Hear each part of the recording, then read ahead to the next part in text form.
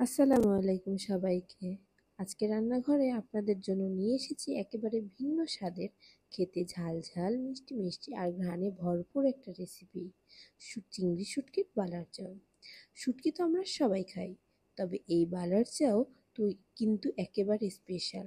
ঝাল ঝাল মশলা, পেঁয়াজ, রসুন আর ভাজা শুটকির দারুণ কম্বিনেশন তৈরি এই খাবার ভাতের সঙ্গে খেলে একেবারে জিভে লেগে থাকবে। ঘরে সবাই মিলে খাওয়ার মজাই হবে অন্যরকম। চলুন তাহলে দেখে নিই ধাপে ধাপে কিভাবে তৈরি করা যায় মজাদার চিংড়ির বালার চাও। আমি একটি পাত্রে পানি গরম করে নিয়েছি, সেখানে দিয়ে দিয়েছি চিংড়ি শুটকিগুলো ভালো করে সেদ্ধ করে নেব এবং এটা পানি ঝরিয়ে নেব।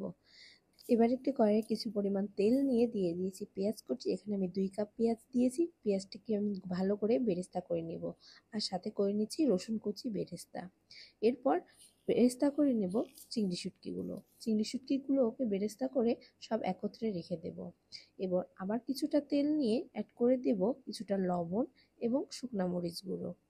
তেলটা গরম হয়ে আসলেই দিয়ে দেব সব উপকরণগুলো, চিংড়ি, রসুন ভাজা এবং পেঁয়াজ বেরেস্তা।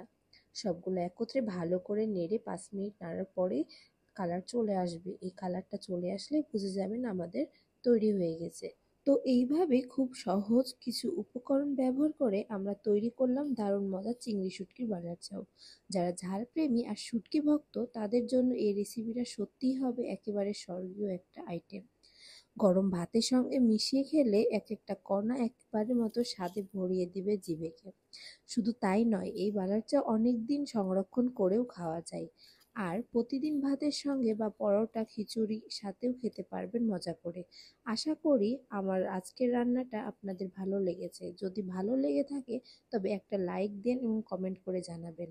আর আপনাদের ঘরেও যদি কখনো বানান তাহলে অভিজ্ঞতা অবশ্যই জানাতে ভুলবেন না। আপনাদের প্রতিটা কমেন্ট আমার জন্য অনেক বড় অনুপ্রেরণা। আর যারা নতুন করে এই চ্যানেলে এসেছেন তারা অবশ্যই সাবস্ক্রাইব করবেন এবং পাশে বেল আইকনটি প্রেস করে রাখবেন, যাতে নতুন নতুন রেসিপি আপলোড করলে সঙ্গে সঙ্গে নোটিফিকেশন পান। আজ এই পর্যন্তই, সবাইকে আল্লাহ হাফেজ।